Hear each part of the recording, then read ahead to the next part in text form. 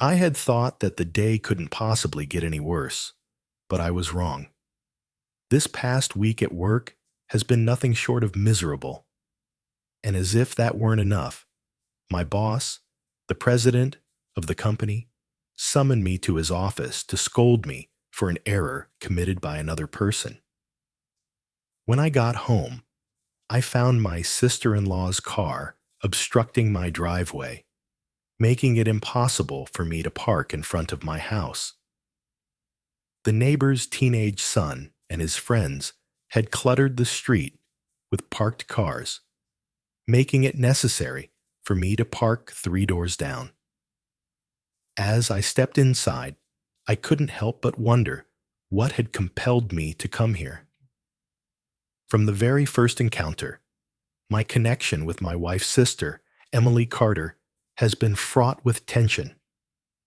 For reasons I couldn't quite grasp, she appeared to hold an instant aversion towards me.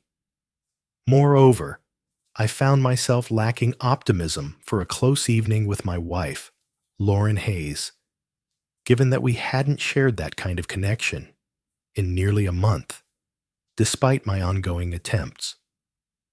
As I pulled into my driveway, my eyes caught sight of an empty garbage can sitting by the curb.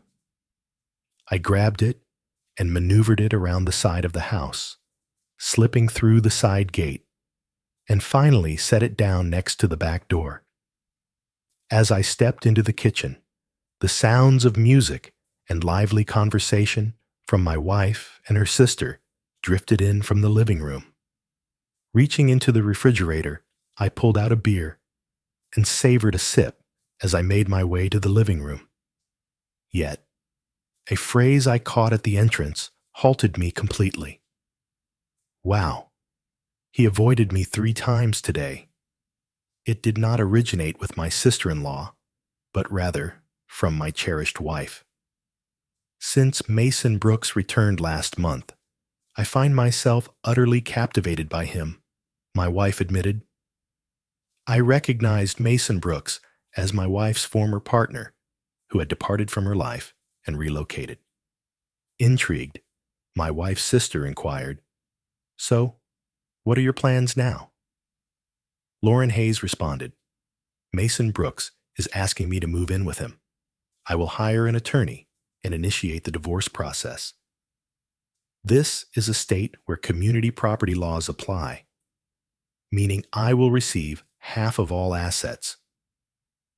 I had listened to more than enough already.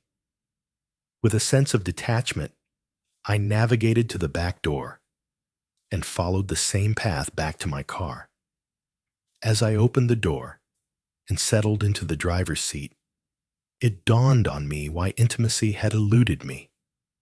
My wife was discussing it with another person, and now she is seeking half of everything. The most troubling aspect was that the state was probably going to approve it for her. Lauren Hayes and I exchanged vows just 3 years back. She had resigned from her position immediately following our incident with the bus, and once at home, she remained completely inactive. I employed her maid 3 times a week for house cleaning and laundry, and on those days, she would prepare dinner. Most of the time, I either prepared meals or she opted for takeout. I understand your thoughts, but love has certainly clouded my judgment. She brought me joy through our intimate moments, at least until a month ago. When I was 13, my mother passed away, leaving a profound void for both my father and me. My father put in every effort to guide me properly, and as a result, we developed a deep bond.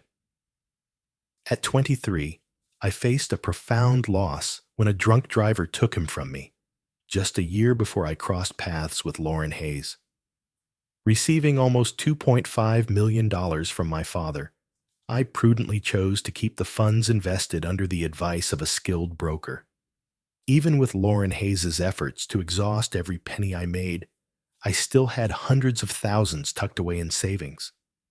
I had never laid a hand on the inheritance, allowing it to flourish even in today's economic climate. I possessed sufficient resources to enjoy a comfortable life, and I didn't need to expend them. My affection for Lauren Hayes prompted us to forego a prenuptial agreement, a common oversight many commit, believing their union will endure indefinitely. This lapse in judgment could allow her to extract nearly $1.5 million from me, all for the mere act of yielding her body. The government appeared overly eager to endorse this sanctioned version of exploitation. She indicated her intention to consult a lawyer, suggesting she wasn't quite ready to take action against me. I realized I had a window of opportunity to take action. As I crafted my strategy, I settled into my car, my gaze fixed on the rearview mirror, waiting for the moment my sister-in-law's vehicle would emerge and depart. I ignited the engine, executed a U-turn, and strolled back to my driveway. As I stepped into the house, Lauren Hayes was absent, prompting me to make my way to the kitchen for another beer. I cracked open the can and savored a long sip, pondering my next move. "Oh, there you are, darling," Lauren Hayes said as she stepped into the kitchen. "I was unaware of your arrival." "Greetings, my dear. I have just arrived. It has certainly been an arduous day." I responded with a warm smile, resolved to embody the character as authentically as she had. "I didn't have time to order anything for dinner," she said with a slight pout. I wanted to respond, "That's because you spent your day with your boyfriend, sharing all the details with your sister." Instead, I simply said, "That's okay, sweetie. I'll just eat up some leftovers from last night." She offered me a gentle smile, pressed a kiss to my cheek, and declared her intention to retreat upstairs for a soothing soak in a hot bath. With a smile and a nod, I reflected, indeed, it's time to cleanse all of that. After she walked out, I picked up a plate of fried rice and consumed it cold, all while finishing off 2 more beers. Having discarded the empty container, I made my way back to the den and sank into the chair. As I flipped through the channels, I found myself drawn to a classic film. Upon Lauren Hayes' return, approximately 30 minutes later, she settled onto the couch, remaining there until the film concluded. Rising to her feet, she announced her fatigue and that she was off to bed. Indeed, weary from the burden of betrayal. I informed her that I would catch the news and join her afterward. I found myself distracted by my own thoughts, my focus drifting away from the film as I contemplated my next strategy. Realizing that my options were limited until Monday, I spent the next few days tending to the yard on Saturday and enjoying a round of golf with friends on Sunday. On Monday, I reached out to my broker managing my inheritance portfolio and arranged for everything to be liquidated. Being in upper management enabled me to access my 401k quickly, consequences be damned. By Thursday, I felt prepared to take action. Upon arriving back at my home, where my wife awaited, I shared the news of an urgent matter, detailing that I would need to depart for a week due to work commitments. I filled 2 suitcases. That was everything I required. Upon moving into this house, I carefully stored all my cherished belongings. None of it aligned with her preferences, leaving me with no other desires. The furnishings were her selections, and honestly, they held no interest for me whatsoever. The bright side of this scenario was that we were leasing the house, which meant I had no financial stake involved. After recently selling my condo, we are now in the midst of searching for the perfect house to purchase. When I say right, I mean right by her criteria. Up to this point, none of the homes we explored appeared to align with her expectations. On a Friday morning, I pressed my lips to my wife's cheek for a final farewell and stepped out the door with my suitcases in tow. With them loaded into my Lexus, I drove off, not looking back even once. I began my journey at the home of an old friend, Noah Bennett, a person I held in the highest regard. He was taken aback when I suggested exchanging titles for his older, yet refurbished four-wheel drive vehicle. After sharing my predicament with him, I found myself journeying west an hour later. I was uncertain that anyone would link me to this vehicle, and Noah Bennett assured me he would keep the car I traded him concealed in the garage for some time. Over the course of the next 4 days, I settled all my expenses in cash. I decided to cancel all our credit cards to ensure there was no paper trail left behind. Most of my funds were now securely stored in an offshore account, courtesy of my broker. I established a method with him to facilitate fund transfers as necessary. I had a sufficient amount of cash stashed away in the SUV to sustain me for some time. The solitary nights spent in motels proved to be the most challenging. Over the last week, I found myself deeply engrossed in carrying out my plan, leaving little room for personal reflection on my experiences. I had cherished Lauren Hayes. If I hadn't, I wouldn't have married her. I explored numerous hypothetical situations in my thoughts, yet in the end, I realized there wasn't much I could have altered. Even if I had been aware of her former partner's return, I questioned whether I could have managed to keep them separated. I reached two conclusions. It seems she never really loved me, and I can only blame myself for being naive enough to marry her. On the 5th day away from home, I found myself nestled in a cozy mom-and-pop diner in a quaint Wyoming town. I contemplated the actions of my seemingly affectionate wife, as by this point, she must have realized that all her credit cards had been canceled and our bank account was devoid of funds. An older couple at the next table drew my attention, their soft conversation weaving into my thoughts, impossible to ignore. A man in his late 50s spoke to his red-haired wife, expressing his desire for an extra hand to help on their farm. Regrettably, they were unable to bring anyone on board until their existing calves were prepared for market. Even then, discovering an individual ready to accept the compensation they could offer turned out to be quite a challenge. As I savored the final bite of my meal, I rose and made my way to their table, offering my apologies for overhearing, while hinting that I could possibly assist them. The elderly gentleman examined me closely, assessing my worth. I find it hard to understand how that could be accomplished. If you caught wind of our conversation, you understand that I'm unable to offer you any payment. What if I simply require accommodation in return for my work? I made a proposal. His gaze sharpened.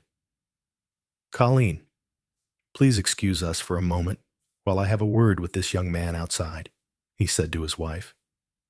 He rose to his feet, pausing for me to catch up with him. In a secluded parking lot, where our dialogue could unfold without interruption, he pivoted to meet my gaze. He appeared to be roughly my height, around 6 feet, with broad shoulders and a physique devoid of any excess fat. His once dark hair had faded to mostly gray, and his face bore the weathered lines of countless years spent laboring in the open air. Who on earth are you? Are you associated with the Richard Ranch? He inquired, a trace of doubt in his voice. I lifted my hands in a protective gesture and said, "Just a moment there, my friend. I have no knowledge regarding any Richard.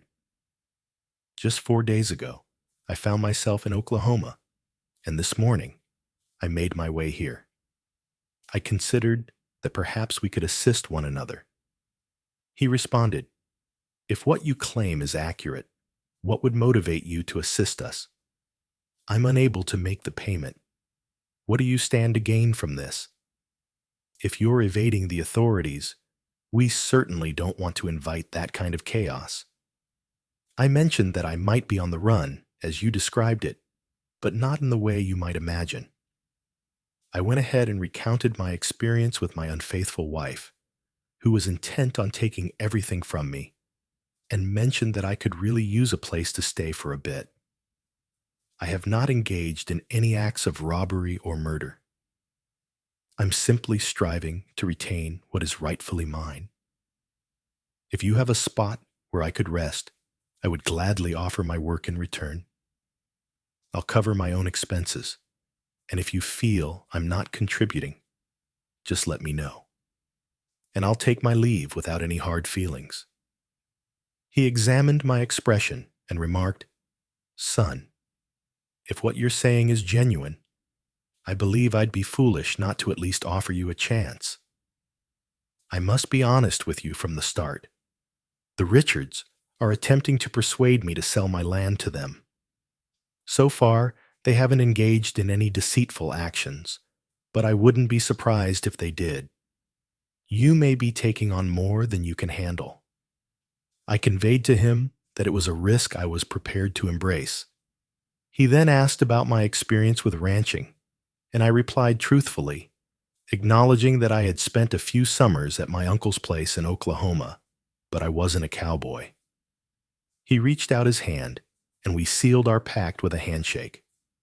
He invited me to call him by his first name, Bill, and I shared my name in return. We strolled back into the diner, where Colleen was waiting for us. He shouted her name. "Colleen, it's Ethan Parker. If he can manage it, he will be joining our team." She rose gracefully and offered her hand. I extended my hand, and she welcomed me with a warm smile, saying, "It's a pleasure to meet you, Ethan Parker." Her voice resonated with clarity, carrying a subtle trace of an Irish accent. Similar to her husband, she possessed a trim and fit physique, and I remarked, "It's a pleasure to meet you as well, Ma." She replied, "The last name is Buckman, but you can just call me Colleen. Formality doesn't hold much value in this region." I immediately felt a fondness for this elegant woman. Bill proposed that we return to the ranch. Prior to departing the town, he parked at a general store, and we both exited our vehicles. He suggested that I consider getting some attire appropriate for ranch duties. As he stepped into the store, the owner welcomed him with a friendly smile, indicating he was a familiar face around here. After 40 minutes, I gathered a sufficient collection of jeans, work shirts, a coat, and a pair of Western-style riding boots to last me the week. It was adequate for the moment. The journey from the general store stretched for roughly 20 miles, leading to the grand entrance, marked by an arch bearing the name Silver Creek Ranch. That was Bill's brand, Rocking Bee. A further stretch of secluded road brought one to the grand residence. Situated atop a gentle slope, the two-story residence appeared meticulously cared for and recently adorned with a fresh coat of paint. In the background, a barn and a few outbuildings emerged from the landscape. The vehicle they drove was partially filled with bags of groceries, suggesting their regular journey into town for provisions. I parked my car behind them, gathered my arms full of bags, and trailed the Buckmans into the kitchen. We unloaded the truck in 2 trips. Bill directed me to the rear, where he revealed a quaint cabin for my accommodation. As I rounded the corner, I caught sight of him standing before the cabin. As I stepped outside, he gestured toward the cabin and noted that Sam had a similar one just a few yards off.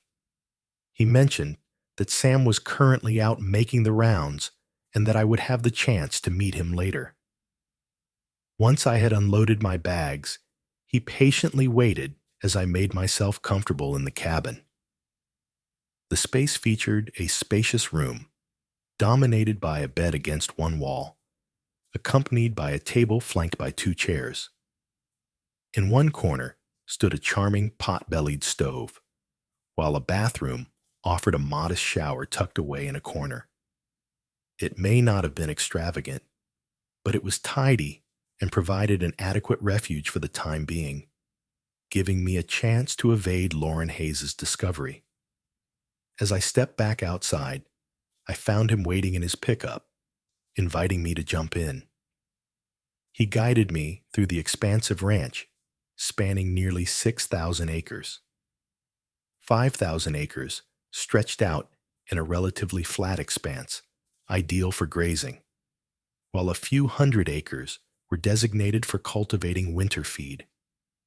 The rear part of the ranch, undulating and cloaked in trees, ascended to mountains where a stream meandered through the land, reachable solely by horseback. He revealed that he once had 3 full-time hands, but after enduring difficult times, only Sam remained. For almost 3 decades, Sam dedicated his life to the ranch.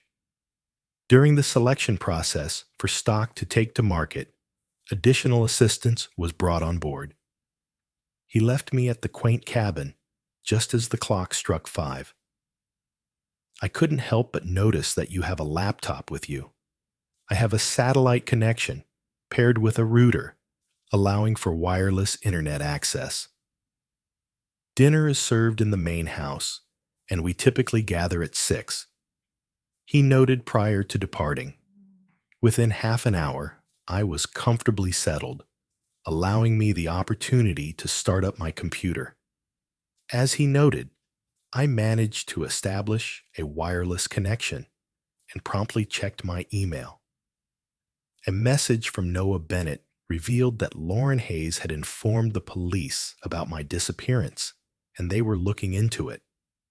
It provided me with a thought-provoking moment. Noah Bennett was the sole person I confided in about my departure, yet even he remained unaware of my destination. I sent my resignation to my previous employer, yet I hadn't communicated my departure to them face to face. As the clock approached 6, I made my way to the main house and rapped gently on the door. As I entered, Bill beckoned me in. I noticed Colleen busy in the kitchen, preparing food, while Bill engaged in conversation with a man I presumed to be Sam. Bill gestured for me to come closer. "Sam, meet Ethan Parker, the new addition I spoke of, at least for today. We'll find out his thoughts on it tomorrow after he's had a full day at work." With a wide smile, Bill introduced, "Ethan Parker, this is Sam." Sam offered me a friendly smile and reached out his hand. A tall man, standing at least 6'3", he, much like Bill, seemed to have toiled diligently throughout his life and appeared to be of a similar age to Bill. One significant aspect is that he was of African American descent. I grasped his hand, feeling the power in his hold. "Well, my dear fellow, let us wish that you find enjoyment in this place." He expressed that assistance would be beneficial. At 28, I was roughly half his age, which led him to view me as youthful. I responded, "I intend to put forth my utmost effort."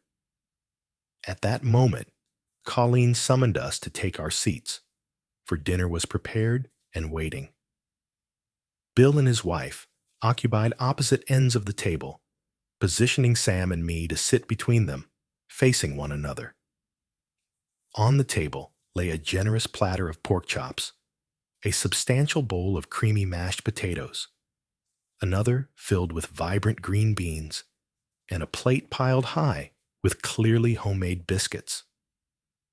"We may not indulge in extravagance here, Ethan Parker, but there's an abundance, and it certainly satisfies," Colleen remarked. "It appears fantastic," I responded. While we dined, I inquired of Bill whether he had spent his entire life in this place, to which he simply replied, "Yes. This ranch was founded by my grandfather and has since been handed down to my father. Now it is ours, shared between Colleen and me. When I was younger, I had my doubts about her involvement in it. I had to fend off every suitor to win her over." He gazed at his wife, and I could perceive the profound affection he held for her in his eyes. She replied, "Now, Bill, you know you're the only man I've ever truly seen. I needed to confirm that your desire for me was genuine." Bill followed. "My wife has been the architect of the 3 most joyful days I've ever experienced. The day she said yes to being my wife, the day we exchanged vows, and the day our daughter Caitlin came into the world. I hadn't spotted any indication of a daughter, and Colleen must have sensed my inquisitive gaze and remarked, 'Our daughter is away at the moment. She is completing her doctoral degree in veterinary sciences at Colorado State University. She has managed to return home only for the holidays, and we are eagerly anticipating her return with her degree in hand. She is expected to return home in a few months.' Bill remarked that having a vet in the family will be quite beneficial, as it should help reduce some of the costs. Following dinner, I tried to assist with clearing the dishes, but Colleen firmly asserted that it was her responsibility and waved me off. Bill noted that breakfast would be served at 5:30, with work starting promptly at 6. As Sam and I were departing, I caught sight of a copy of today's New York Times resting on the counter, probably acquired by Bill during his trip to town. I inquired about borrowing the front page, and he consented. Once we were outside, I invited him to come into my cabin for a moment. Inside, I retrieved my digital camera and demonstrated its use to him. I asked him to capture a close-up of me proudly displaying the front page of the newspaper. It was evident that he was intrigued, yet he refrained from inquiring. He asked about an alarm clock, and I confirmed that I had one. He mentioned he would meet me in the morning and then departed. I saved the image to my computer and composed an email, including a message to the police in my old hometown. The communication conveyed that I was safe and sound, having departed the town by my own choice. Selecting a national newspaper over a local publication maintained an air of mystery about my whereabouts. I forwarded the email to Noah Bennett, advising him to utilize one of the nearby coffee shops that offer complimentary internet access, since my work email would probably still be operational. I shared my password with him to ensure he could send the original email and picture to the police while maintaining complete anonymity. In this manner, I aim to steer clear of appearing on any FBI or national missing person lists, presuming that law enforcement wouldn't dedicate significant resources to locate a husband who had chosen to leave. That night, I drifted into a deep and peaceful slumber. The following morning, I rose at 5, took a shower, and got dressed just in time to stroll with Sam to the main house. Following the meal, Bill directed Sam to assign me the task of replacing fence posts in the sloped area. As I trailed behind Sam to the barn, he gestured toward a horse and saddle that I would require. He appeared pleased with how I saddled the large brown mare, relying on the knowledge I gained from my uncle's ranch. We then took 2 mules, securing saddle packs to carry fence posts and a post hole digger. Bill arrived at the barn, a Winchester Model 94 slung over his shoulder and a saddle scabbard in tow, sharing that it was primarily for those rare moments when we might have to put down ailing cattle. With our mules in tow, Sam and I set off, tracing the creek as it wound its way into the hills. While Sam and I rode, we chatted and learned more about one another.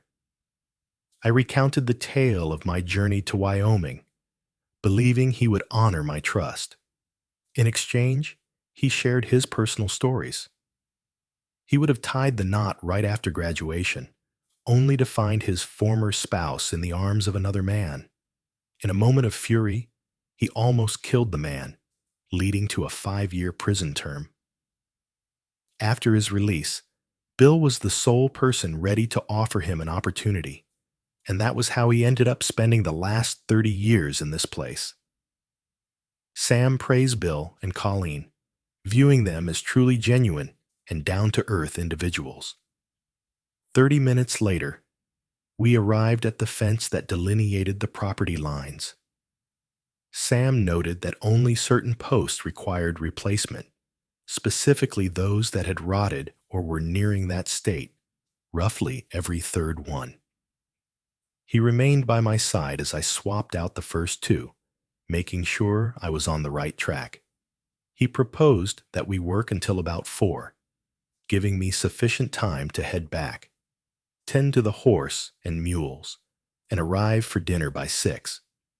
His final words were to trace the stream back down, a simple guide to keep me from losing my way.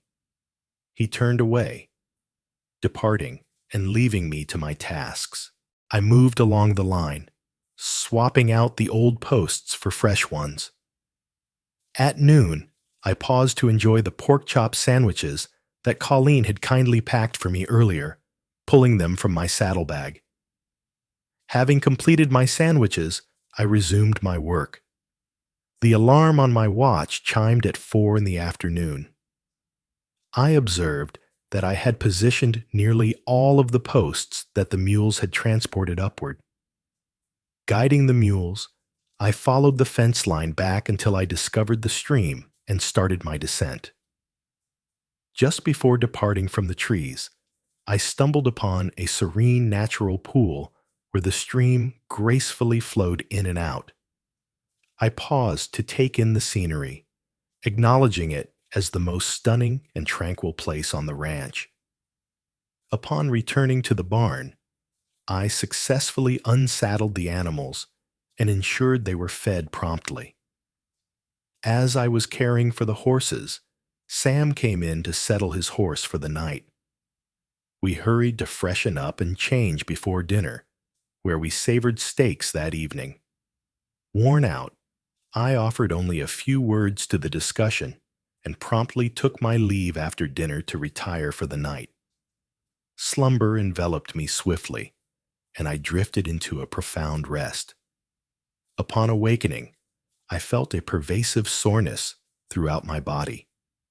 My hands throbbed from the relentless grip of the post hole digger, while my arms, shoulders, and legs pulsed with fatigue. Even with my consistent exercise routine, I noticed a significant contrast between a 2-hour gym session and an entire day spent installing fence posts. As I hobbled into the kitchen and grimaced while taking a seat, I caught a few amused chuckles from Bill and Sam. Even Colleen couldn't fully conceal her smile. Yet, in spite of the discomfort, I found myself insatiably hungry and enthusiastically consumed my breakfast. Prepared for another day of fencing, Bill inquired as we stood up from the table.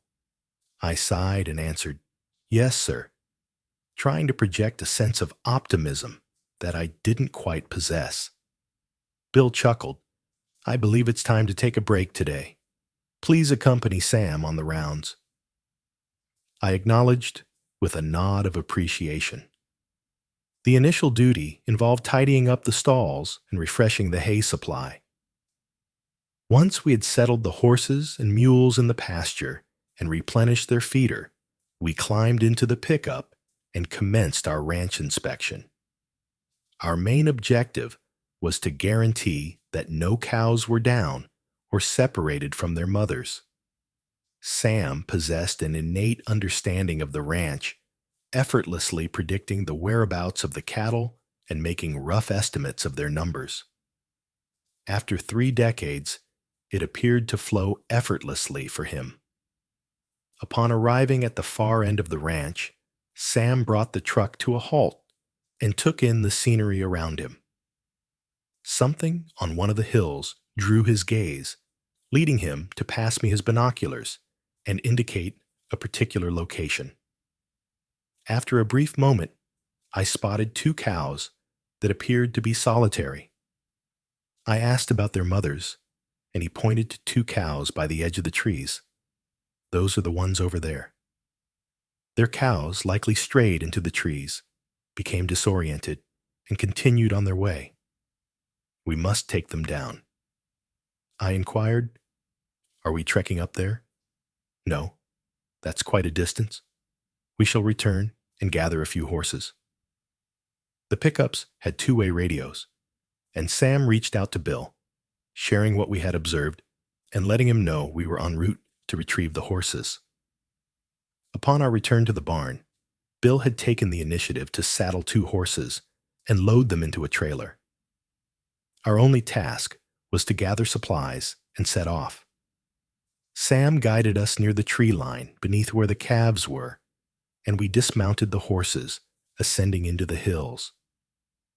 Sam's 3 decades on the ranch shone through once more as he navigated the landscape with an intimate familiarity. 30 minutes later, we crept up behind the calves and gradually started to guide them back down the slopes. I found myself chuckling as we emerged from the trees, and the mischievous youngsters caught sight of their mothers. They dashed, calling out to their mothers, and quickly looked for a source of nourishment. The majestic cows stood with calm grace, permitting their calves to nourish themselves. It dawned on me just how distinct it was from my early years. The evening's meal showcased crispy fried chicken, sweet corn on the cob, and creamy mashed potatoes. With a burst of enthusiasm, I engaged in conversation far more than I had the previous night, and discovered deeper insights about Colleen. When she was just 5, her parents made the journey from Ireland to the United States. Her father, captivated by stories of the Old West, had taken the family to Wyoming, noting the hint of Irish brogue in her speech.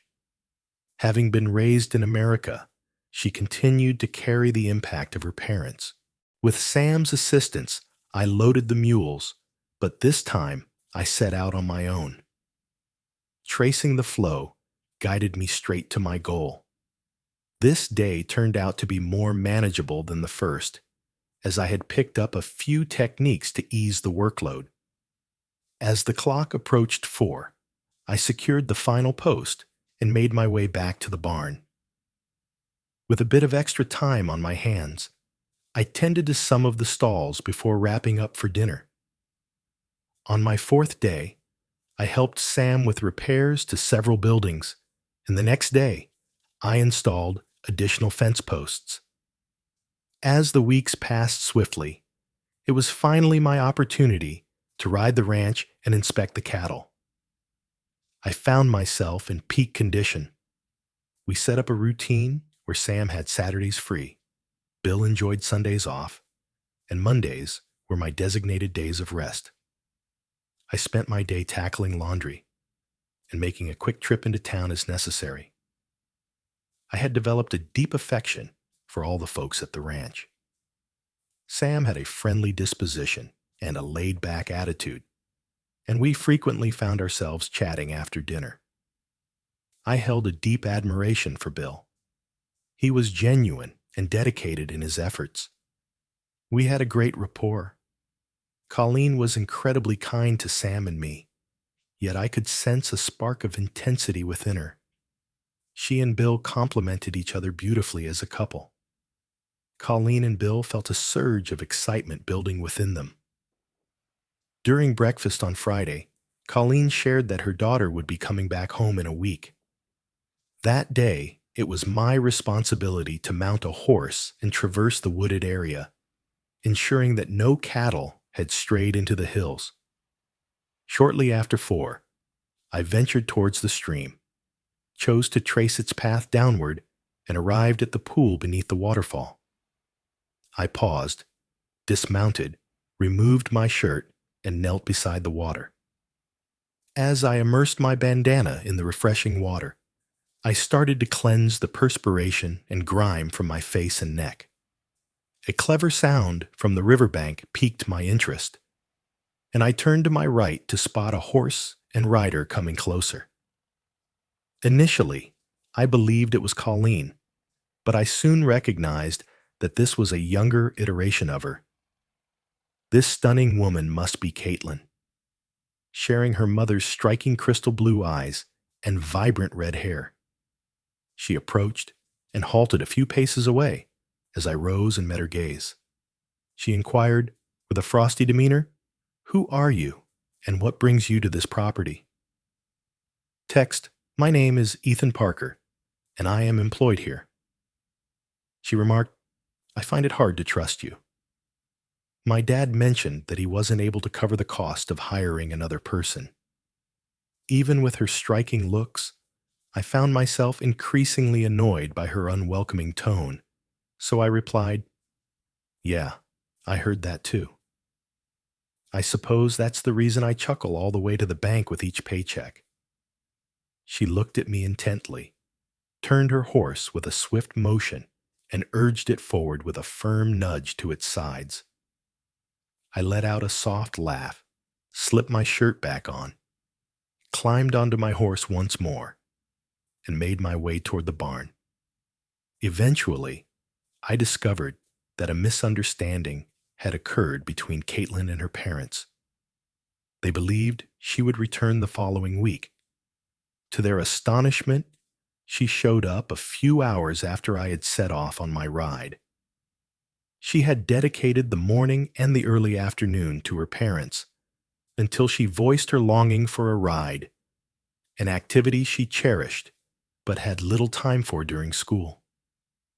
She mounted her horse and journeyed to her cherished destination, the waterfall and its serene pool.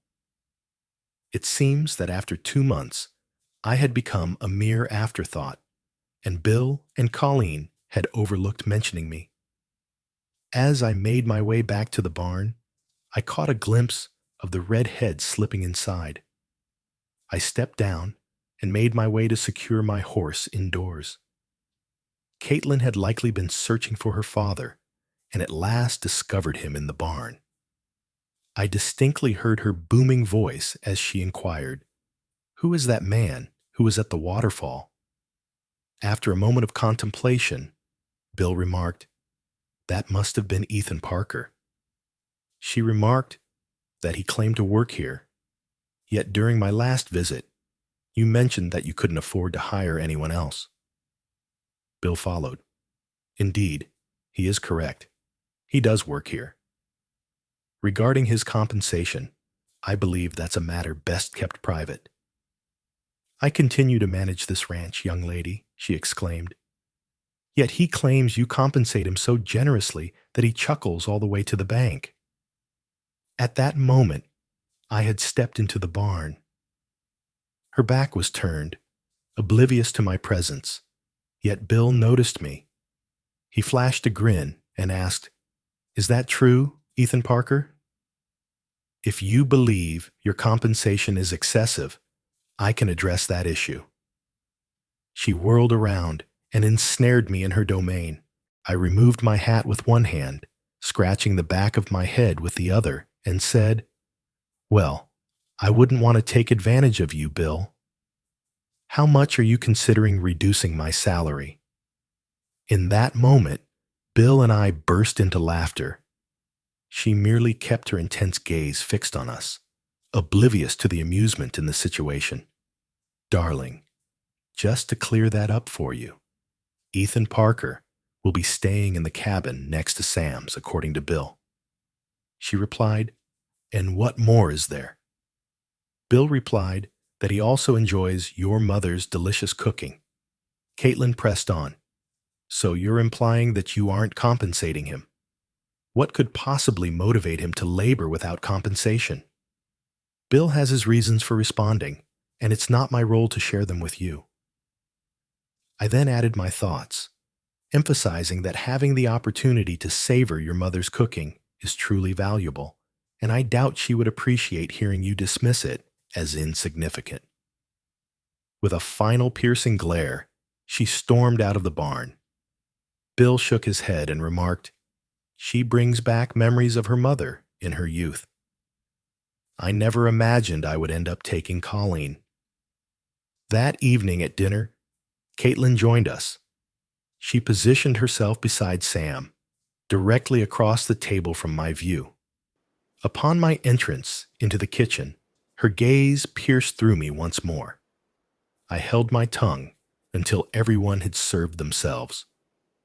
I mentioned, in a friendly tone, that your mother informed me you have completed your doctorate in veterinary medicine. Indeed, it was a one-word response delivered without a glance upward. I went on. Sam mentioned that there's just one other veterinarian nearby, and he's more than 30 miles distant. I have no doubt that you will be an invaluable resource to the people in this community. She looked up at my compliment, and I sensed a slight softening in her gaze. Indeed, that would be Dr. Michael Evans.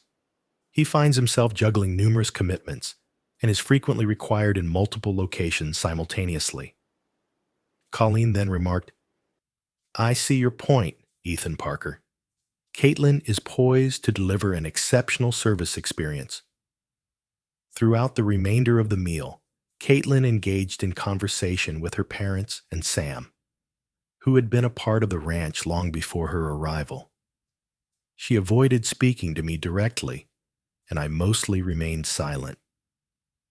This was her homecoming, and I was aware that her parents and Sam were eager to learn about the events that had unfolded in her life during her time away. Once I completed my meal, I politely took my leave to retire for the night. I made my way back to the cabin and glanced at my email, noticing a message from Noah Bennett. He mentioned that he had a conversation with a friend of his on the police force and casually inquired whether they still regarded me as a missing person. His friend mentioned that all activity ceased once they got the email containing the picture I had sent. Regarding Lauren Hayes, it seems Mason Brooks had swiftly ended things with her upon discovering my disappearance with all the money, and it appeared unlikely that Lauren Hayes would be able to access any of it in the near future.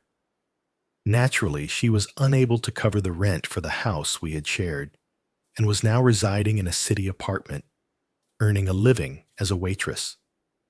She lacked the funds to engage a lawyer to take action against me. I found it to be quite ironic. It seemed she had entered into our marriage solely for my wealth, while her boyfriend had similarly sought her out for the same reason, my financial resources. I continued my efforts to replace the fence posts. I now performed that action every third or fourth day. I had relocated from the hill and was now in a place where I could easily drive the pickup to my workplace. Loading the posts in the back of the truck proved to be a far simpler task than using the mules. The day following Caitlin's return, I filled the pickup with posts and headed to the spot where I had paused my work. As I approached my usual lunchtime, it dawned on me that I had forgotten to bring my lunch along. Whenever any of us had to be away from the main house for the entire day, Colleen always ensured we had a lunch packed. I suppose I just forgot to grab mine. I could have returned to the house, but I figured that skipping one meal wouldn't be the end of the world. Approximately 30 minutes later, I had just positioned a pole and was in the process of securing the wire when I noticed a vehicle coming closer. I glanced back and noticed it was one of the ranch trucks. The truck halted right as I wrapped up that post. I spun around, taken aback to witness Caitlin stepping out. She clutched a small sack in her hand, reminiscent of the ones Colleen used for her lunches. "Mama mentioned that you left your lunch behind," she said, pushing the bag in my direction. I extended my hand and grasped it from her. "I appreciate it, Caitlin. That was really thoughtful of you," I responded. Upon peering into the bag, I discovered it held 2 sandwiches, just as it always does. I selected one and extended the other towards her. She shook her head in refusal. I nonchalantly shrugged my shoulders and settled onto the tailgate of the truck to enjoy my meal. She approached my side, stopping just 5 feet away, and fixed her gaze upon me. I simply sat there, consuming my meal while maintaining my gaze straight ahead. "What brings you here?" "At last," she inquired. I glanced over at her and made the choice to play a little game. I insisted, "You mustn't share this with anyone." I executed a heist and concealed the loot. I'm laying low for now until things cool down and I can get my hands on the money. Initially, her eyes widened in surprise, but soon they narrowed into a fierce glare directed at me. "You really know how to make people laugh." With a frustrated sigh, she pivoted and walked away. I held off until she was midway to her truck. Then I reached out to her. Upon hearing her name, she paused and gradually pivoted to face me. I mentioned that I entered into a marriage with a woman who never truly cared for me and was solely interested in what I could offer her. I found myself here seeking a break from all that was familiar to me, if only for a moment. Once more, she fixed her gaze on me, and I sensed that she had come to the conclusion that I was being honest this time. She gave a slight nod and departed in silence. As she drove off, I reflected on her father's words regarding how her mother resembled her at that age. He claimed he had tamed her, yet I had a feeling it was their mutual love that held the true secret. It had been less than 24 hours since I first encountered Caitlin, and I found it hard to believe that any man could ever hope to tame the spirited redhead. The evening meal that night mirrored the previous one quite closely. Caitlin engaged in discussions with her parents and Sam. I didn't truly feel seen. Ultimately, she was a stranger to me, and we truly had no shared interests. As we wrapped up our dinner, a sudden knock echoed through the room, prompting Bill to rise and head towards the door. He entered the kitchen, accompanied by a man roughly my age. He possessed the qualities that many women would describe as tall, dark, and handsome. Caitlin eagerly shouted his name, leaping from her seat to embrace him. It was clear they were familiar with one another. They were reminiscing about how long it had been since they last saw one another. Moments later, another knock echoed through the room. Bill rose to answer it, returning shortly, with a new figure in tow. This individual had light hair and was quite attractive as well. Caitlin greeted him with the same warmth. I remembered Bill's remarks about needing to ward off every man nearby to secure his wife. Caitlin possessed the same stunning beauty as her mother, making her a true gem in her own right. I politely took my leave from the table and made my way back to my cabin. I silently wished the two guys good fortune. Yet I found myself feeling a twinge of envy towards them. If Caitlin proved to be the woman her mother was, the man who captured her heart would surely be fortunate. The following day, I grabbed the pickup and drove around the ranch. As I completed my rounds, a sense of dissonance lingered in the air. It was still early, So I returned to fetch Sam, and together we embarked on a whirlwind tour of the ranch.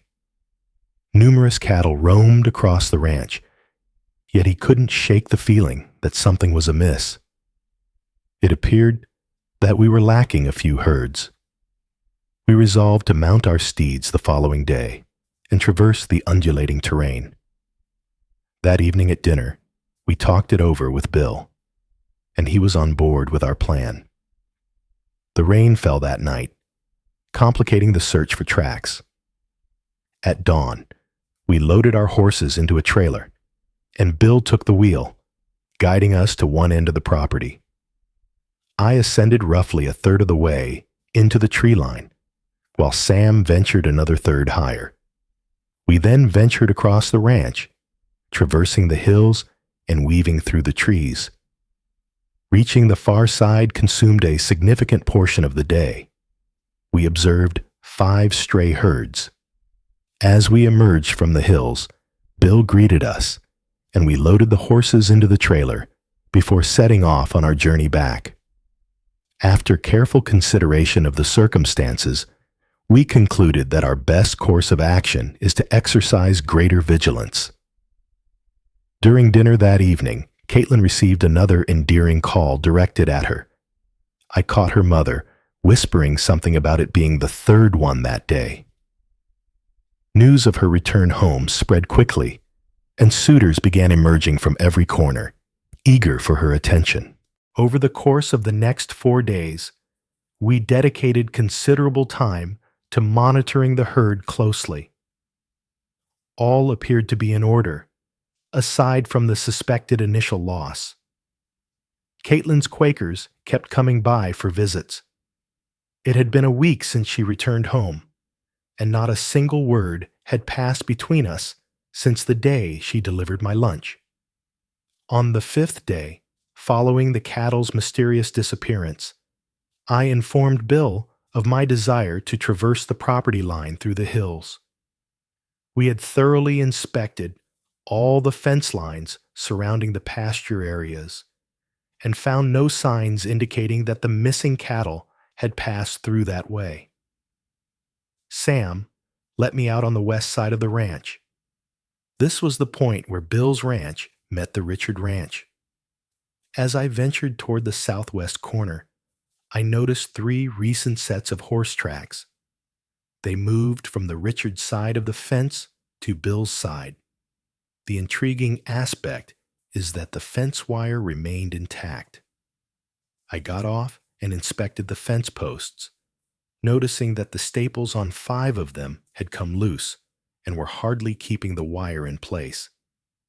Take out the staples and lower the wire, and you might just be able to cross over. Reinsert the wire and staples, and it appeared as though everything was back to normal. I got back on and traced the path ahead. As I approached the stream, I noticed 3 horses tethered to a tree just upstream from the waterfall. From a distance of roughly 30 yards, I swiftly crouched down, secured my horse to a nearby tree, and drew the rifle from its scabbard. Upon arriving at the horses, I noticed boot prints trailing downstream. I approached the brink of the waterfall, peering over the edge, and let out a sharp gasp. Caitlin was in the pool. She stood bare, untouched by the world, as innocent as the moment of her arrival. The sight captivated me completely. She glided through the water, her form beautifully visible in the crystalline depths. Wow! She had an attractive figure. A rustle among the branches to her right snapped me back to reality. I swiftly surveyed the surroundings and noticed one individual to my right, while 2 others approached the pond on the left. I lifted my rifle and fired. The bullet struck close to the feet of the man on the right. With a swift pull of the trigger, the ground erupted near the 2 men on the left. Caitlin let out a piercing scream that reverberated through the forest. I rose to my feet, ensuring all eyes were on me, and shouted, "Get on your bellies now! I will seize the next opportunity. Caitlin, remain in your current position." She was unaware of the presence of the three men. She merely perceived me looming above her, rifle in hand, as she fought to shield her body. One of the men on the left recoiled as if he might flee, but the bark of the tree beside him shattered as I squeezed the trigger once more, convincing him to drop flat to the ground. Caitlin turned her gaze to the spot where I had fired and noticed the two men. She let out another piercing cry. I began the countdown, and before I could utter the word "one," the other two fell. I promptly directed them to place their hands behind their heads, and once more they complied with the command. I promptly requested Caitlin to step out and put on her clothes. She attempted to argue, but I snapped at her to simply comply, to put on her clothes and leave the place. She was obviously frightened, and I could see her trembling from my vantage point. Yet, she complied with my command and exited the pool. Like a goddess emerging from the depths, she ascended from the water. Despite her turn back, I found myself unable to look away from her.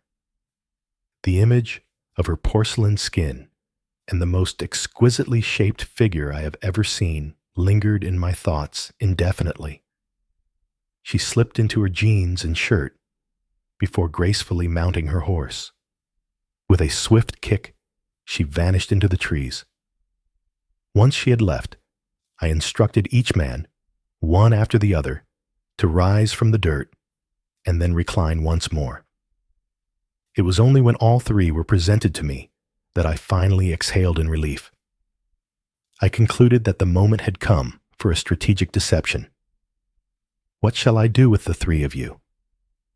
Perhaps I could simply inflict a wound upon you and observe the slow, painful decline. The trio of men implored me for mercy. I warned you, even if I choose to let you go. Caitlin's father will see to it that justice is served once I reveal your vile intentions regarding his daughter. Unless, of course, you possess a more intriguing revelation for the sheriff. It resembles the act of stealing livestock. It might result in incarceration, yet it ensures you an opportunity for existence. The tiniest of the group shattered.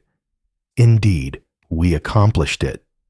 Richard stated that overcoming Buckman would ensure the safety of his land. His colleague urged him to be quiet, but he shot back, declaring he wasn't going to sacrifice himself for any cows. As I awaited Caitlin's quick comeback and her father's unavoidable inquiry, I chose to bide my time.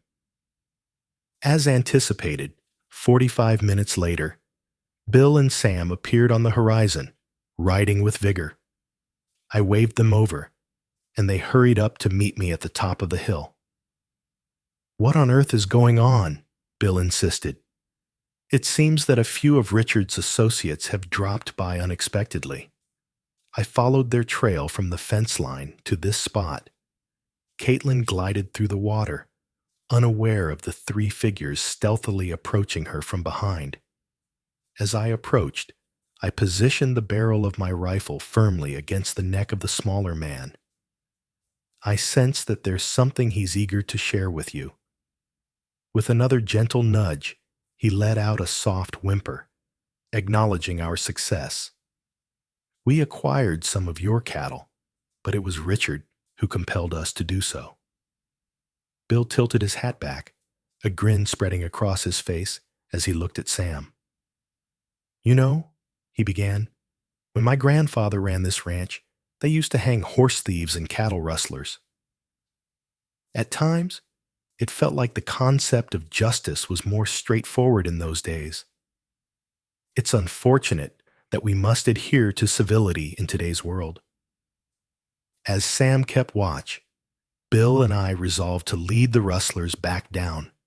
Rifles gripped firmly, we followed closely, with Sam securing their horses in a line and taking his place at the back. As we arrived at the buildings, We guided the rustlers into the barn, securing them in individual stalls with open doors that enabled us to monitor them discreetly, ensuring they remained unaware of one another. Bill entered the house to contact the sheriff, while Sam and I kept watch. In less than 30 minutes, the sheriff sped up the long, mile-long drive. Bill encountered him, providing an overview of the developing situation. I suggested that we bring out the smaller suspect first for the sheriff to question, and he concurred. I swiftly brought my captive outside. At first reluctant, the young rustler appeared to rethink his quietness and started to express himself. The sheriff glanced at Bill and remarked, "It seems we have a clear-cut case of trespassing on our hands. To be frank, it feels somewhat unproductive for me, but I guess I can entrust them to you. I'll pretend I didn't see them. You take care of it." The terrified rustler's eyes grew large, and he abruptly revealed everything.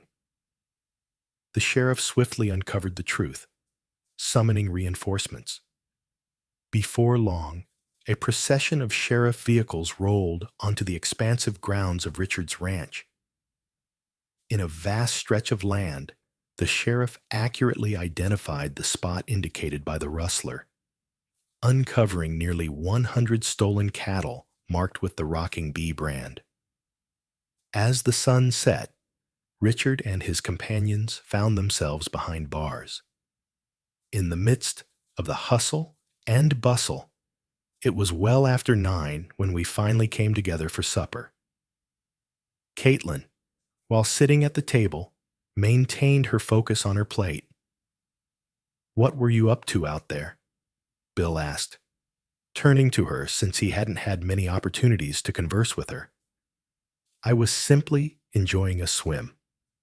I never expected anyone would come to observe me." She shot me a piercing look of accusation. I chimed in, "First of all, Caitlin, I wasn't eavesdropping on you. I followed the hoof prints to the water's edge. Furthermore, reflect on the potential outcomes had I not been present. I have my doubts that those 3 had a picnic in mind when they caught sight of you swimming in the nude." Colleen said, "I'm so glad you got here when you did, Ethan Parker. I dread to imagine what could have transpired."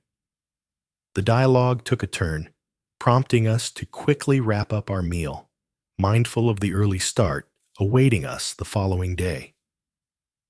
As I stepped out of the kitchen and made my way to my cabin, Caitlin's voice rang out to me. I paused and listened as she snapped curtly, "So, did you enjoy the view today?" Anticipating appreciation turned out to be overly hopeful, so I replied, "Let's just say I would be untruthful if I said it wasn't stunning." With a frustrated sigh, she pivoted sharply and strode purposefully toward the house. I stood there, shaking my head, aware that there was an undeniable quality in me that continually drew her in. The next day, Bill needed to go into town to formally file charges against Richard. Restoring the stolen cattle to their rightful owners would require several days, as the prosecutor needed to meticulously document the case beforehand. Sam and I dedicated the day to revitalizing the paint on several of the outbuildings. We gathered for lunch in the kitchen, yet Caitlin opted out, a choice that I found quite agreeable. Bill came back in the early afternoon, but chose to hold off until dinner to reveal the updates. He clarified that because this wasn't a capital case, Richard and his accomplices would be granted bail.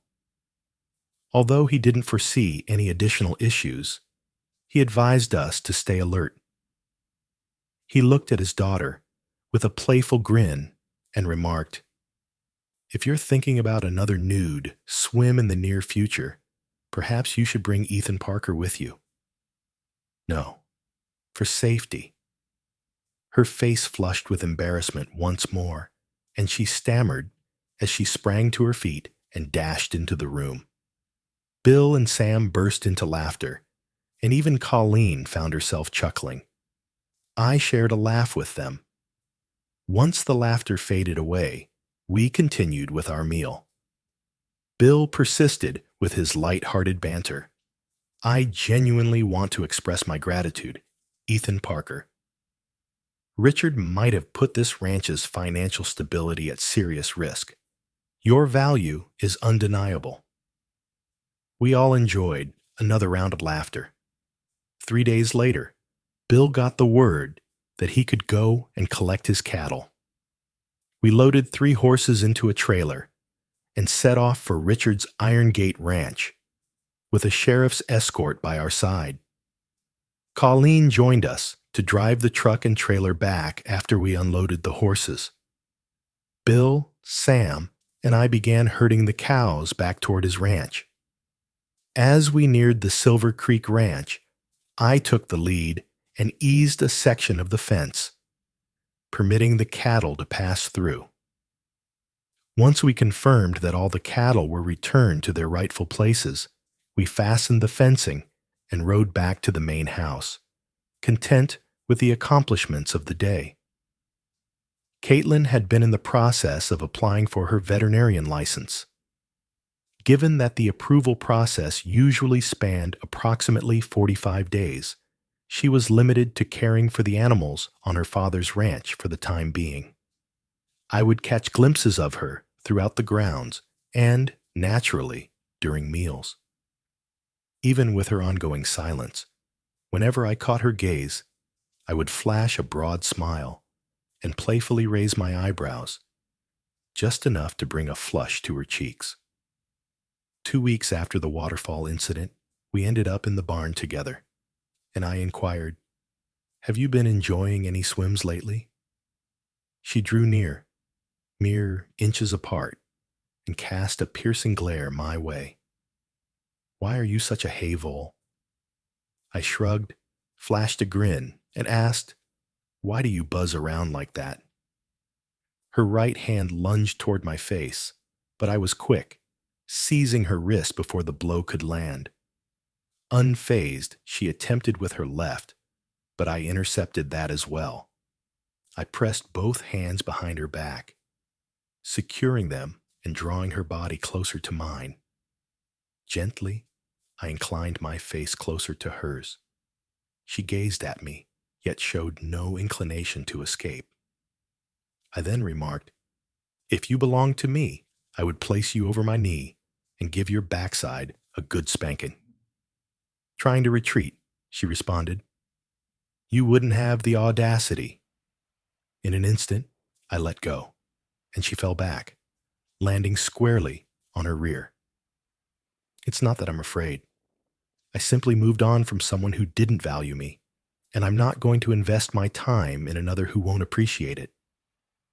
Traditionally, she would be the one to leave in a huff, but this time, the tables had turned, and it was my moment to walk away. I exited the barn, departing while she remained seated on the ground. I did not see her again until dinner. As expected, she remained silent, yet the expression she directed at me was utterly inscrutable. I never pretended to grasp the complexities of women, to be honest. My union with Lauren Hayes demonstrated that. The next day, I found myself in the barn, attending to the stalls when Bill strolled in. Understanding that Sunday was his day off, I assumed he was looking to have a conversation. I found myself pondering whether Caitlin had shared the details of the incident from the day before, and if he had approached me to suggest my departure. I paused my task as he drew near. He remarked, "I heard you and Caitlin had quite the confrontation yesterday." That clarified my curiosity about Caitlin's trust in her father, yet I caught a glimmer in his eyes and replied, "Yes, I guess you could put it that way." "It's likely my responsibility," he went on. "Perhaps, perhaps not. It seems her challenge lies in figuring out how to interpret you. Initially, she believed you had a purpose for being here."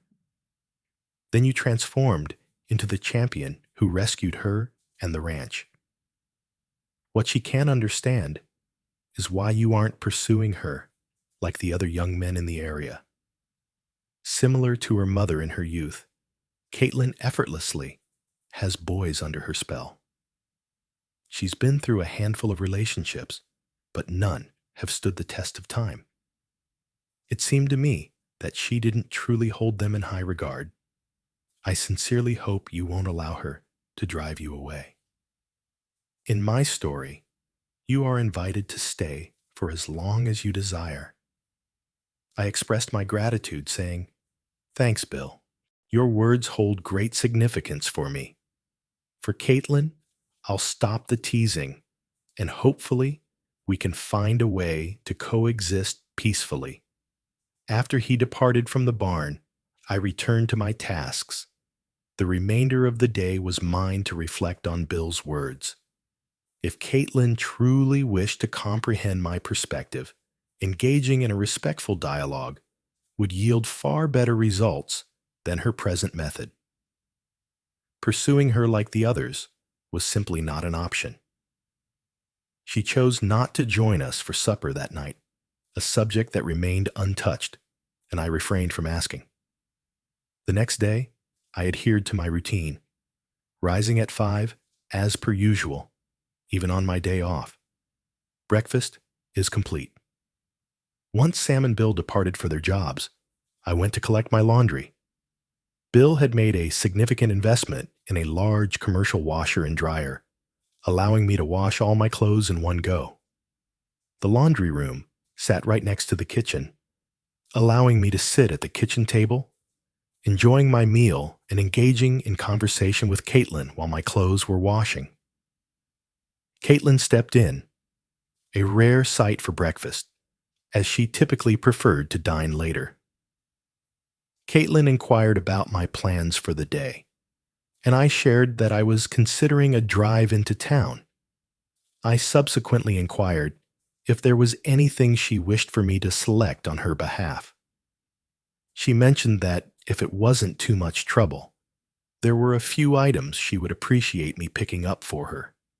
I promised her that it wouldn't bother me in the slightest. At that moment, Caitlin chimed in, asking if she could join me for the ride into town. I intended to visit the general store for a few items, and it feels like a waste of gas for us to drive separately. With a sense of astonishment, I glanced up and replied, "Of course, I'd be delighted to offer you a ride." Following yesterday's events, I was surprised she even spoke to me, much less expressed a desire to ride anywhere together. I informed her that I would be departing in approximately an hour and a half, once my laundry is completed and neatly put away. She promised me that she would be prepared. After she completed the meal preparations, she took a seat at the table, listening silently as Kayleen and I carried on with our discussion.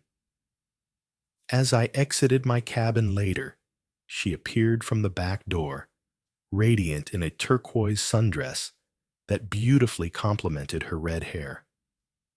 It was clear she desired my attention. As I held the passenger's side door open for her, I observed her gracefully sliding into the car. We embarked on our journey, and during the initial stretch, she remained silently attentive to the passing landscape. Out of the blue, she remarked, "I believed you were going to kiss me yesterday." I caught a glimpse of her, yet she appeared to be gazing out the side window, obscuring her expression from my view. "So," I remarked, "while that might not have been disagreeable, I adhere to a principle of refraining from imposing unwelcome affections on those who are unresponsive." From the periphery of my vision, I caught sight of her head turning sharply, and it was clear she was fixated on me. She remained still, yet I caught her stealing glances my way from time to time. We arrived at the general store and stepped inside. I had to pick up a few new pairs of jeans and shirts, while she was focused on a list of items her mother requested. After an hour, we had completed the loading process. I needed to swing by the hardware store for a few items for Bill, but it was lunchtime, and my stomach was growling. I proposed we take a break for a meal, and she concurred. We arrived at the same diner where I had initially encountered Bill and Colleen. We chose a table, sitting opposite one another as we placed our orders. As we lingered in quiet, a thought crossed my mind. Maybe I ought to have headed directly to the hardware store and returned to the ranch without delay. At that moment, the door creaked open, and 3 men stepped inside. I identified 2 of them as the individuals who had visited Caitlin. They approached our table with purpose, 2 of them settling into the seats on either side, while the third positioned themselves behind me. They overlooked me and began conversing with her. I rose and signaled for the third individual to sit down while I proceeded to the next table. As the waitress approached with our meals, I gestured for her to set my dish down in front of me. I hurried through my meal, completely oblivious to the chatter at Caitlin's table. I placed a few bills on the table to settle our meals and then rose to my feet. Caitlin's plate remained largely untouched, a testament to her disinterest in the meal before her. I'm heading over to the hardware store. I can swing by here later and check if you're set to head out, I interjected into their discussion. She slid her plate aside, rose to her feet, and remarked, "It was lovely to see you all again, but we must be on our way." The individuals at the table attempted to voice their objections, with one even suggesting to give her a lift home. She turned me down and trailed behind as I made my way to my SUV. As we made our way to the hardware store, she remained in the vehicle, visibly seething. The quiet unease lingered as we made our way back to the ranch, veering off the highway and onto the long, winding driveway. "What prompted you to take that action?" she inquired. "What is happening?" I responded, unsure of what she was indicating. Transitioning to the adjacent table, she remarked, "All that. I assumed you would rather be with your friends. Moreover, I had no desire to find myself caught in the midst of their rivalry for your focus. You really are a hay-hole," she snapped. With great prudence, I chose to remain silent. I had no inclination to dodge blows while behind the wheel. As we arrived at the main house, she swiftly seized whatever she could manage the moment I opened the back of the SUV. I gathered additional bags and trailed her into the house. Upon entering through the back door, she unceremoniously dropped everything onto the kitchen table, not uttering a single word to her mother before striding out of the room. Colleen regarded me with a curious expression. I shrugged and said, "I suppose I'm a bit of a hay-hole." Colleen chuckled softly and approached, resting her hand gently on my arm. "Your influence on Caitlin is unlike anything I've ever witnessed before." "I suppose I was destined to simply irritate her," I responded. "I'm not entirely convinced," she remarked, leaving me in a state of bewilderment.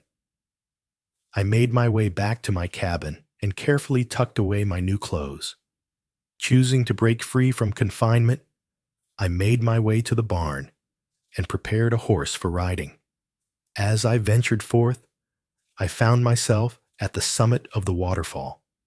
As the pleasant weather enveloped me, I secured the horse to a sturdy tree and settled at the brink of the falls, gazing into the serene pool below.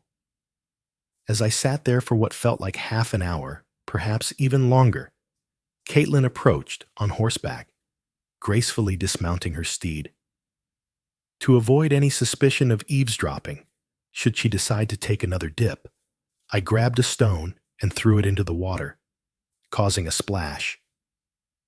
She scanned her surroundings, searching for the origin of the sound, and her gaze landed on me. As she prepared to leave, she chose instead to mount her horse and ride over to where I was seated. She secured her horse beside mine and approached me with purpose. I rose to my feet, stepping back cautiously from the brink, wary of any intentions she might have to send me tumbling over the side. "You're in a tight spot," she said, halting just inches away from me. "And you remain a bee," I remarked. This time, I didn't anticipate her strike. I pulled her close and pressed my lips against hers. As I swiftly let her go, I attempted to head towards my horse, but she grasped my arm and spun me back around. I was utterly astonished when she reached behind my neck and drew me in for yet another kiss. Once more, we were enveloped in a fervent kiss. As the fervor intensified, our garments vanished, and we reveled in an extraordinary experience. Slowly, our breath steadied, and we remained wrapped in each other's arms. In quietude, we adorned ourselves, saddled our steeds, and journeyed back down. After fastening our mounts, she silently turned and made her way to the main house. In a haze, I made my way back to my cabin, stepping into the shower. It became evident. I realized I had much deeper emotions for this enchanting woman than I had previously admitted to myself. I hardly had a moment to put on my clothes for dinner. As Bill, Colleen, and Sam gathered in the kitchen, Caitlin was conspicuously absent.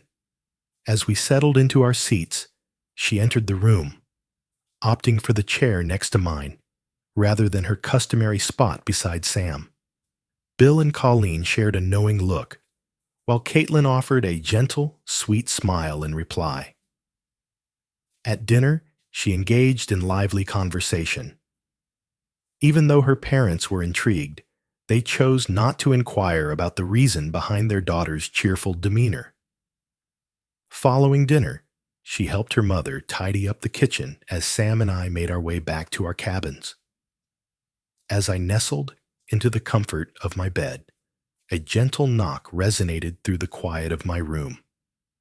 Clad in nothing but my boxers, I opened the door, and Caitlin gracefully stepped in, seamlessly finding her way into my embrace.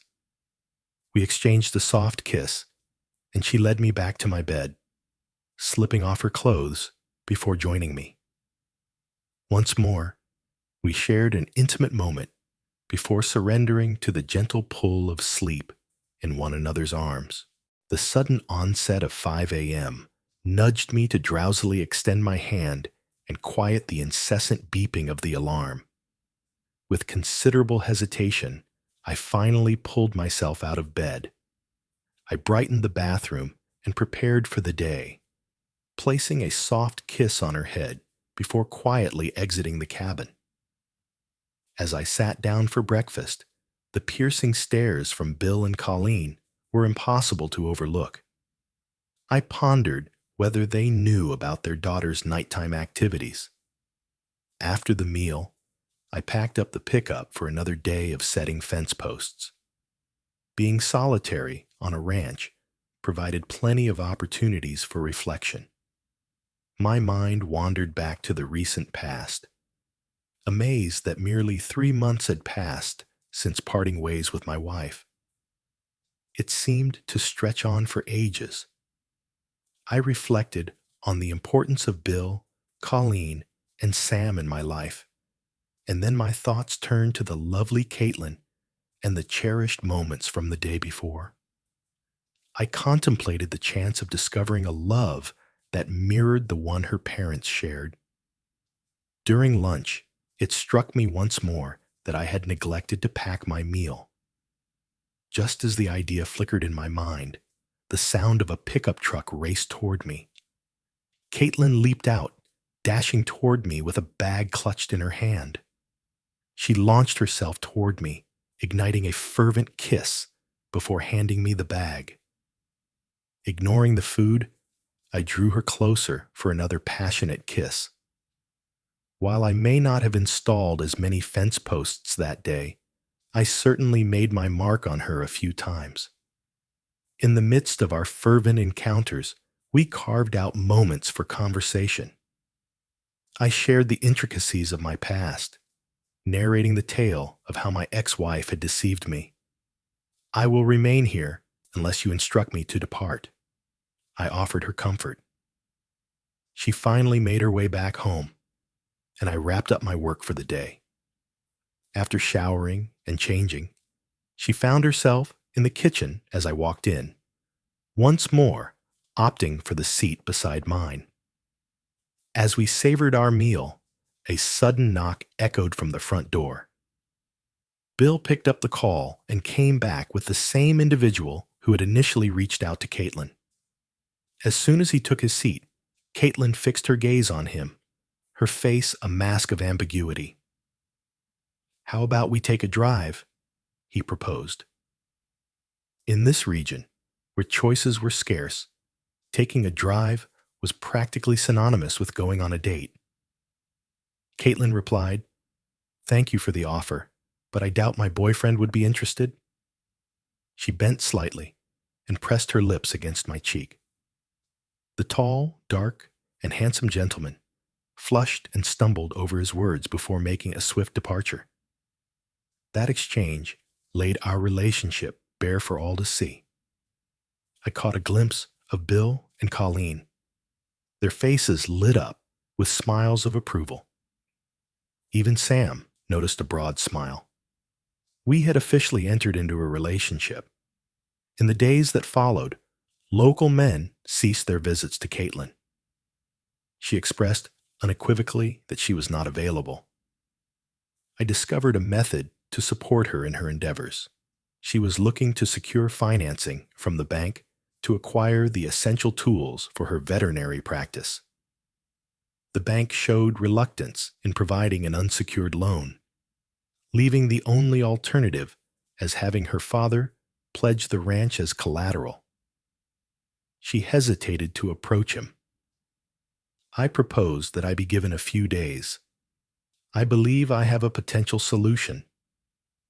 I reached out to my offshore bank to establish an account, presenting it as a fictional loan company. Caitlin completed a loan application on my computer, which I had configured to send directly to my email. After a brief wait, I informed her that her loan had received approval and that a wire transfer would soon be initiated to her account. She was excited by the news, yet she wondered why the loan had just a 2% annual rate. I clarified that they were a charitable organization, offering loans to individuals they felt would positively impact the community. Although I could have just handed her the money, I understood that her pride would prevent her from accepting it. After achieving her degree through dedication and effort, she was resolute in her pursuit of success on her own terms. Once her license was granted, she had acquired a new van, expertly converted into a mobile veterinary office, fully equipped with all the essential medical instruments. As news of her license status circulated, local ranchers began reaching out for her services. Countless evenings, Caitlin shared my cabin with me. Although Bill and Colleen were informed, they appeared to have no concerns. At 27, she had reached an age where she could confidently chart her own course. 3 months passed before Richard and his crew stood before the court for their trial. The situation was quite simple. The least imposing individual collaborated with the prosecution, resulting in a sentence of 2 years probation without any time served in prison. The 5 additional individuals employed by Richard received 5-year prison sentences each. As the orchestrator of the rustling, Richard was handed the maximum sentence of 10 years along with a $50,000 fine. Upon his incarceration, I commenced an inquiry into him and his ranch, uncovering that he was unattached and lacked any relatives nearby. With all his hands locked away, the ranch was left without anyone to manage it. This prompted me to devise a fresh strategy. Before embarking on this journey, I had to resolve some lingering matters. I needed to complete the process of my divorce. The idea of Lauren Hayes receiving half of my money was something I simply couldn't come to terms with. In pursuit of this goal, I reached out to my friend Noah Bennett, looking for his help once more. I opted to call him rather than send an email, requesting that he speak with Lauren Hayes. I wanted him to communicate that I had made contact and intended to suggest a settlement in return for a divorce. The proposal was a clear-cut $50,000. If she chose to decline, it would mean the end of our communication, and she would forfeit any financial support. At first, she feigned innocence, pressing me for answers about my departure and my reluctance to come back. The facade crumbled when Noah Bennett disclosed that I was aware of her liaison with Mason Brooks and her plans to end our marriage. With her strategy laid bare, Lauren Hayes, still toiling as a waitress and facing financial hardships, agreed to my proposal. To move forward, I had to head back to Oklahoma and enlist a lawyer to prepare the divorce documents. Caitlin was not pleased when I shared the news of my leaving. I conveyed that it was essential for me to conclude that phase of my life and reassured her of my intention to come back. At first, I intended to park my car in long-term parking at the airport, but she was adamant about driving me and being there when I got back. Departing from my SUV and nearly all my possessions, save for what could be packed into a single suitcase, appeared to alleviate her worries. I set off on a Sunday, and when I landed, Noah Bennett was there to greet me at the airport. While I was with him and his family, I took the time to call Caitlin each night. By Friday, everything was in order with the paperwork. Noah Bennett brought Lauren Hayes to my attorney, clarifying that she would receive a check for $10,000 right away, with the remaining $40 to be paid 60 days after the divorce was finalized. She affixed her signature to the documents, and my attorney presented her with a check for $10,000. I never encountered Lauren Hayes. Then came the moment of clarity when I recognized the presence of personal items in storage, cherished keepsakes, and heirlooms from my parents, yearbooks, and other deeply sentimental belongings. Determined to avoid a second trip, I rented a moving van and filled it to the brim.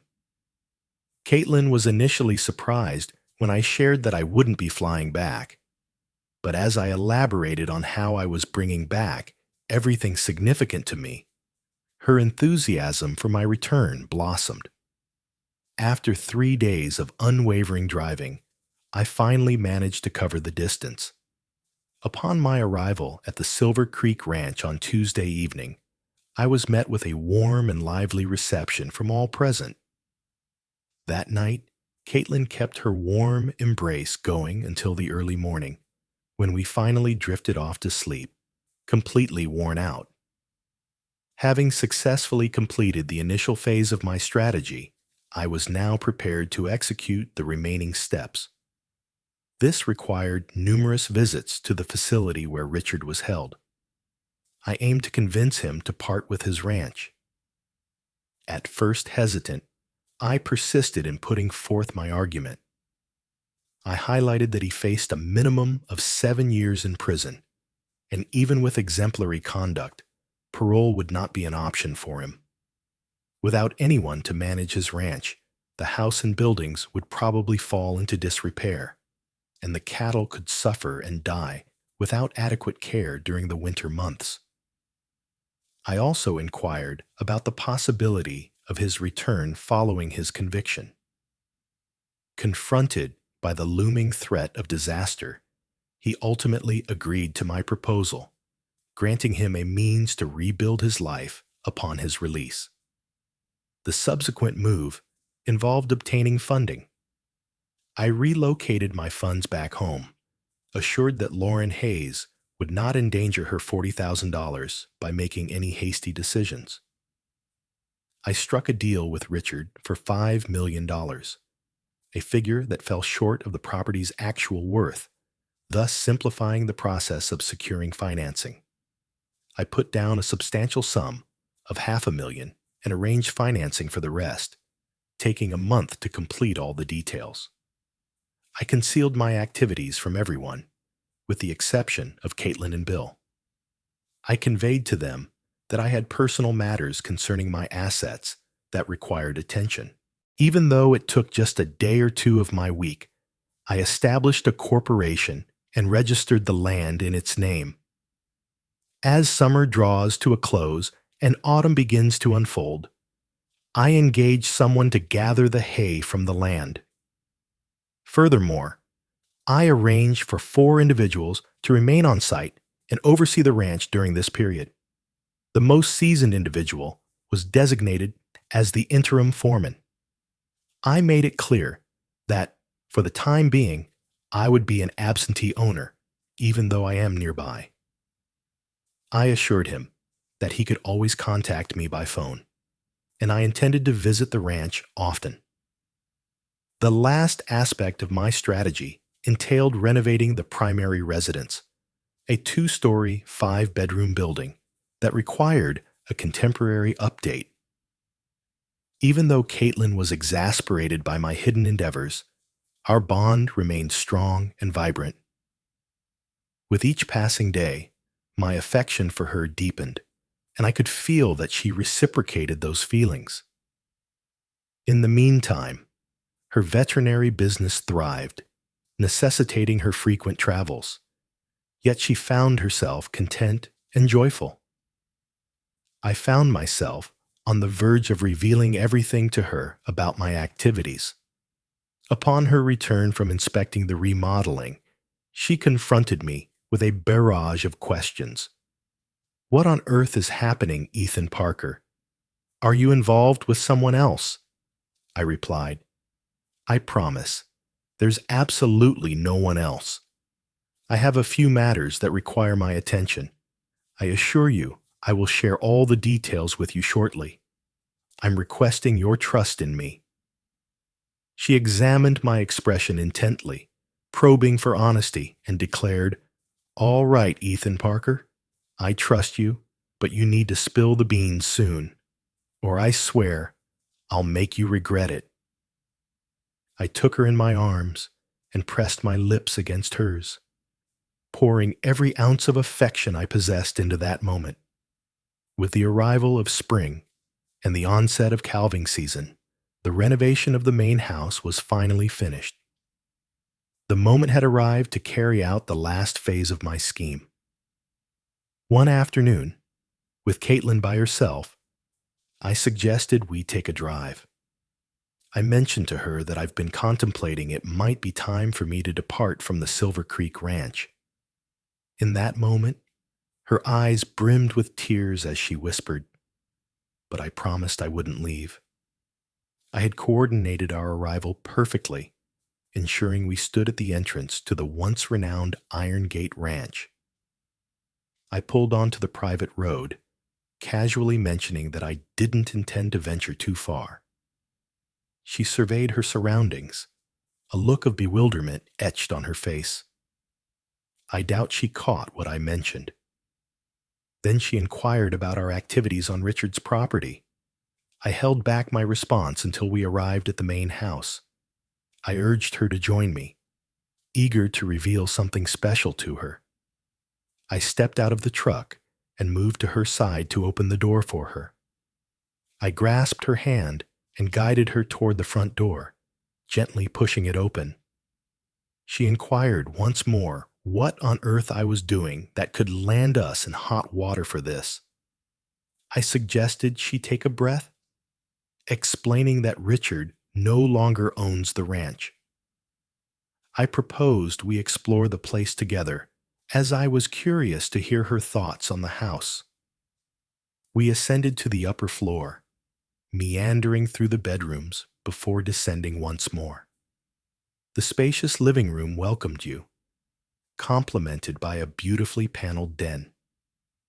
2 rooms were thoughtfully arranged as home offices, leading to the heart of the home, the kitchen. Her expression revealed her delight in the new kitchen. Only a single room boasted furnishings, and that was the space I planned to transform into my office. The remainder of the house stood ready for her choices regarding its furnishings. I inquired about her opinion on the house, and she responded that it was quite lovely. I inquired whether she believed she could reside there, and she responded with confusion, questioning what on earth was happening. It was evident that she was perplexed and beginning to feel distressed. I knelt down and reached into my jacket pocket. I informed her that Richard was no longer the owner of the ranch. I am now the owner, and I was requesting that she consider living there with me as my wife. With an air of astonishment, she inquired whether I owned the house, and I simply nodded in response. With sheer exhilaration, she let out a joyful scream of affirmation. I retrieved the engagement ring from my pocket, raised it, and made my proposal to her. Her expression twisted in anguish, and her eyes brimmed with tears. Initially, I believed I had erred, but then she pounced on me, pinning me down and showering my face with affectionate kisses. She then extended her finger, inviting me to place the ring upon it. She surveyed the house with a fresh perspective, darting from room to room and scrutinizing every detail. I stood there, filled with anticipation, until she dashed back into my embrace. "The house is beautiful. I absolutely love it," she exclaimed with enthusiasm. I guided her through the room towards 2 doors that branched off from a hallway. "There are 2 offices, one for you to manage your enterprise and another for me," I declared, prompting another lingering kiss. I guided her into the office where the desk stood, and I retrieved a sizable sheet of paper. A depiction of a property gate adorned the image with the words "Twin Pines Ranch" elegantly inscribed above it. She examined it closely and inquired about the significance of the double C. I explained to her that it represents Ethan Parker and Caitlin Ranch. She wept and began tugging at my garments, and I participated in removing hers. I placed her atop the desk, marking the office with the essence of our affection. Indeed, in the days ahead, we shared intimate moments in every room of our new abode. After we had gathered ourselves and put on our clothes, I informed her that it was time to go and speak with her parents. She was so elated that it seemed as if she lifted off the ground and floated to the truck. We returned shortly after 6, and Bill, finding Colleen and Sam already in the kitchen preparing supper. As we entered, Caitlin raised her left hand and exclaimed with delight, "We're getting married!" Colleen leapt to her feet and rushed over to embrace her daughter, while Bill and Sam approached, shaking my hand and giving me a friendly pat on the back. A warm embrace from my future mother-in-law followed, as Caitlin wrapped her arms around her father and Sam. Once the chaos subsided, we gathered around the table to share a meal. Caitlin held off until the moment everyone was engaged in their meal. Naturally, this implies that we will be relocating, she stated with an air of casualness. "Excuse me?" shouted Bill, Colleen, and Sam together. She gazed at me, encouraging me to speak up, so I replied, "Well, Bill, you remember how Richard intended to merge his ranch with yours?" I considered it might be a positive development. Bill rose to his feet, his expression seething with anger, as he declared that there was absolutely no chance a flying doll would ever take his ranch. I chuckled and reassured him to take it easy, reminding him that it's no longer the flying doll. It's now the Twin Pines Ranch, and the new owners are right there at his table. In a bewildered manner, he inquired about the subject of my conversation. I informed him that I had acquired Richard's share, and now the ranch is owned by Caitlin and me. Double C, Ethan Parker, and Caitlin, Colleen mentioned. She understood immediately. I mentioned to Bill that I believed merging the two ranches would allow us to manage them effectively. The profit would be divided equally, with each party receiving half. He then remarked that the Twin Pines Ranch is more than double the size of my ranch and generates significantly more profit. I replied, "You have been doing this your entire life. Your assistance would be greatly appreciated. I envision us as equal collaborators. You would oversee the operations, and your decisions would be final. Moreover, it is also a part of Caitlin's ranch. Everything will remain within the family." He settled into his seat and turned his gaze toward Colleen. She inclined her head in agreement. He extended his hand across the table, and we exchanged a firm handshake. "Damn it, Ethan Parker. I recognize that this will require some adjustment, but I am willing to embrace your proposal. I mentioned that this implies we'll have additional oversight, which means Sam will take on the role of head foreman. Now, I have the task of removing all those fence posts I diligently installed on that side of the property. All of them found amusement in my situation. Parts of that night were filled with raucous revelry. Caitlin stayed over at my cabin and completely exhausted me. We arrived late for breakfast the following morning, yet the kitchen was still bustling with everyone present when we walked in. They were anticipating our meal, so we could all head over to the Twin Pines Ranch, where Caitlin would proudly showcase our new house. Everyone was captivated, and I noticed Colleen casting a jealous glance at the renovated kitchen. Caitlin and her mother spent a month furnishing the house. It was prepared for us to step into on the night of our wedding. Our vows were exchanged at the Twin Pines Ranch. Bill and his family enjoyed a reputation of respect and warmth, drawing ranchers and their families from far and wide to join in the celebration of the day. As Caitlin's husband, Bill's son-in-law, and the new owner of the Twin Pines Ranch, I found myself embraced by their community. Later that night, we finally settled into bed, where we spent the hours entwined in passion, continuing into the next day. We remained present.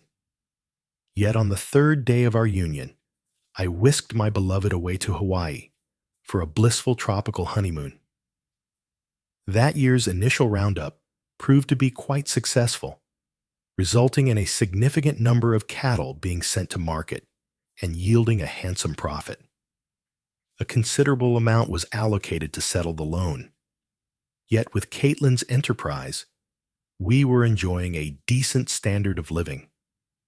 A lovely new house was constructed for Sam, and he now enjoys the company of a girlfriend around his age who resides in town. It seems we might be celebrating another wedding in the near future. Another year has passed, and my wonderful wife has just shared the most incredible news with me. She is expecting a baby. This is my last statement before I depart. I'm aware that some might argue I should have grasped the importance of a prenuptial agreement after my initial experience and ensured Caitlin signed one. If that's the case, then you truly haven't had the chance to understand my Caitlin. She is not Lauren Hayes. She dedicates herself to her work and manages our household with great care. She embodies her mother's spirit, and she expresses her affection for me each day. Just me and no one else. Each day, I gaze into her blue Irish eyes. I witness that love. I appreciate your attention. Thanks for watching I Fire Story. If you love this gripping tale, smash that like button, hit subscribe, and ring the bell for more shocking Reddit stories about family drama, infidelity, and betrayal. Drop a comment with your thoughts, and we'll see you in the next story. Stay hooked.